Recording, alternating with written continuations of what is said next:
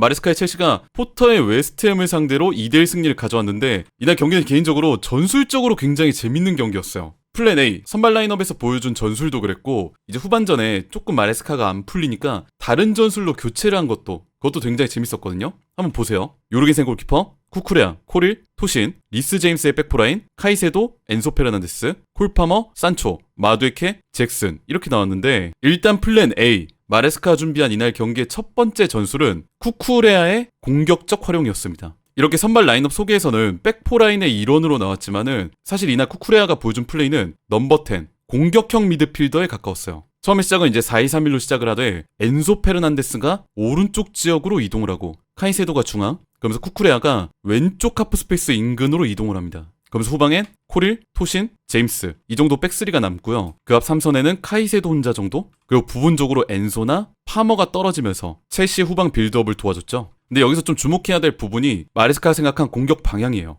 보시면 전반전까지는 엔소도 오른쪽으로 관여하고 마두에케 그리고 그 자리에 파머까지 오른쪽에 많이 관여를 하면서 전체적으로 첼시의 공격 방향이 오른쪽으로 많이 쏠렸습니다. 이러면서 오른쪽 측면의 수적 우위, 과부하를 불러일으키고 웨스트햄의 수비 진영을 오른쪽에 많이 집중을 시키겠다. 그러면서 산초가 넓게 벌리고 이 왼쪽 하프 스페이스에 있는 쿠쿠레아에게 자유를 주겠다. 이게 마레스카의 플랜 A였거든요. 그래서 이날 경기를 보시면은 전반전까지는 쿠쿠레아가 빌드업 때도 관여를 거의 안 하고 측면 터치라인 넓게 벌려 있거나 혹은 하프라인을 넘어갔을 땐 더욱 전진해서 거의 잭슨 바로 뒤 파머나 엔소보다도 더 높은 공간에 위치해 있었던 걸 확인할 수 있었어요. 거의 뭐 역할로 따지면 세컨톱에 가까울 정도로 굉장히 높이 있었죠. 그러면서 오른쪽에 과부하를 걸고 반대쪽 하프 스페이스에 있는 쿠쿠레아가 자유를 얻겠다. 이게 마레스카의 노림수였는데 일단 전반전까지는 이 포터의 웨스트햄이 절대 만만한 팀이 아니었습니다. 경기 보신 분들이랑 아시겠지만은 거의 박스 안에 웨스트햄 필드 플레이어 10명이 위치하는 경우도 보여줄 정도로 굉장히 단단하게 틀어막았어요. 우리가 흔히 얘기하는 템백 수비, 버스 세우기에 가까웠는데 이렇게 첼시의 공격을 틀어막고 혹여 첼시 후방에서 실수가 발생하면 그거를 끊고 올라가서 실리적으로 득점을 하겠다. 지금 시즌 중도 부임한 포터에 어떻게 보면은 최대한 웨스트햄을 강등권에서 멀리 벗어나게 만들기 위한 그런 목적성이 보이는 축구였죠.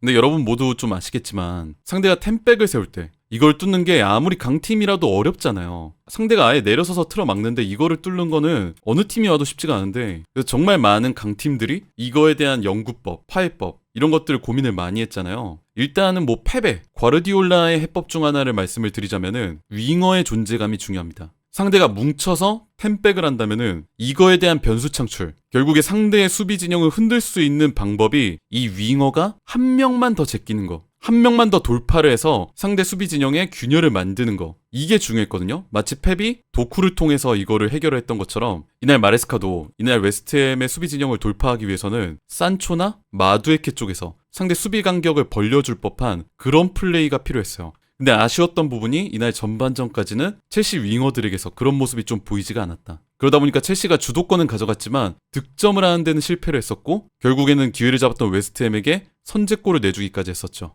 그래서 마레스카가 후반전 이른 시각에 빠른 교체를 가져가면서 전술 변화를 대대적으로 가져갔습니다. 어떻게 교체를 했냐면은 전반전에 부상으로 조금 의심이 됐던 잭슨을 빼고 그 자리에 기우를 넣었고요. 산초를 빼고 네투, 리스 제임스를 빼고 귀스토, 마지막으로 마두에케를 빼고 은쿵쿠를 넣었습니다. 이러면서 선수들 위치가 어떻게 바뀌는지 한번 보세요. 네투가 오른쪽으로 빠지고요. 은쿵쿠, 파머가 동일선상에 위치를 했습니다. 그리고 놀랍게도 원래 산초가 있던 이 자리를 누가 메꿨냐면은 쿠쿠레아가 더욱더 터치라인 넓게 그리고 높이 올라오면서 윙어의 자리로 올라왔어요. 그러면서 전체적인 시스템이 코릴, 토신, 귀스토가 후방을 바치고 쿠쿠레아, 은쿵쿠, 파머, 네투가 2선을 구성하는 3-2-4-1 시스템으로 아예 바꿨죠. 이게 굉장히 유효했던 게 뭐였냐면은 아까 말씀드렸던 것처럼 웨스트햄의 템백을 뚫기 위해서 측면 플레이가 어느 정도 필요한데 이거를 산초랑 마두에케가 100% 수행을 좀 잘 못해줬잖아요. 이거를 쿠쿠레아, 네투가 해줬다. 이게 중요했어요. 네투 같은 경우야 뭐 드리블 능력 이게 장착이 된 선수니까 확실하게 상대를 흔들 수 있는 선수였고 쿠쿠레아도 윙어로 올라오면서 터치라인 플레이, 상대를 끌어들일 수 있는 빠른 전진 능력을 보여줬어요. 그러면서 어떤 플레이도 많이 나왔냐, 네투에서 쿠쿠레아, 쿠쿠레아에서 네투 이런 식으로 윙어 투 윙어, 측면에서 반대쪽 측면으로 넘어가는 플레이까지도 나왔습니다. 이 상황에서 은쿵쿠, 파머 이런 선수들이 왼쪽 지역에 과부하를 걸고 엔소가 살짝 올라가면서 네투가 자유를 얻는 이런 아이솔레이션 시스템도 발휘가 됐었죠. 실제로 이날 후반전에 첼시가 2골을 넣었는데 그 공격 장면들이 모두 측면에서 비롯된 혹은 측면에서 마무리가 지어진 플레이들이었어요. 예를 들어 이런 장면, 오른쪽 측면에서 볼을 잡은 네투가 안으로 살짝 좁힌 후에 좋은 크로스로 반대편 쿠쿠레아에게 넘겨주는 플레이. 쿠쿠레아가 이 볼을 따주면서 또 첼시가 박스 근처 혹은 내부에서 경합을 한 후에 마지막엔 네투가 마무리하는 이 동점골 장면도 결국엔 네투로부터 시작해서 쿠쿠레아 그리고 마지막엔 네투로 마무리 지어졌던 측면 자원들의 공격 장면이었죠. 심지어 또 두 번째 골도 마찬가지였던 게 첼시의 측면에 힘이 실리니까 이거를 왼쪽에서 파머가 박스 안으로 침투를 감행해서 하프스페이스 인근 강하게 크로스를 붙여준다는 게 웨스트햄 수비를 막고 골대 안으로 들어간 장면. 물론 이게 뭐 유슈팅이 아니라서 웨스트햄의 자책골로 이렇게 기록이 되기는 했지만은 전반전까지만 해도 계속 갇혀있던 어떻게 보면 웨스트햄 수비에 집중적인 견제를 받았던 파머가 이렇게 슈팅을 할 수 있는 볼을 자유롭게 만지면서 들어갈 수 있는 상황이 나왔다는 거. 이것 자체가 마레스카가 보여준 후반전의 전술 교체가 매우 적절하게 작용을 했다. 이 사실에 강력한 증거가 되는 것 같아요. 근데 어쨌든 제 생각에는 이런 식으로 마레스카가 4-2-3-1 시스템에서 이게 잘 작동을 하지 않으니까 3-2-4-1로 적절하게 바꾼 거 이게 굉장히 효과적으로 작동을 했다. 이렇게 얘기를 하고 싶어요. 특히나 측면이 잘 풀리지 않았을 때 쿠쿠레아를 과감하게 윙으로 올려서 터치라인을 더욱더 강조하게 만든 이 플레이. 쿠쿠레아 이 다재다능에 대해서도 꼭 얘기를 하고 싶은데 전반전에는 풀백 역할 플러스 넘버 10 공격형 미드필더 이 역할을 수행을 하다가 후반전 들어서는 풀백에 더해서 윙어의 플레이 이런 여러 역할을 한 몸으로 적절하게 수행을 해준다는 게 참 쉽지가 않은데 지금의 마레스카의 첼시에서는 가장 전술적으로 다양한 색채를 보여줄 수 있는 선수 또 그거를 적절하게 수행을 해줄 수 있는 어떻게 보면은 감독에게서 가장 많은 거를 요구받고 그거를 또 만족시켜줄 수 있는 그런 선수가 아닌가 싶어요.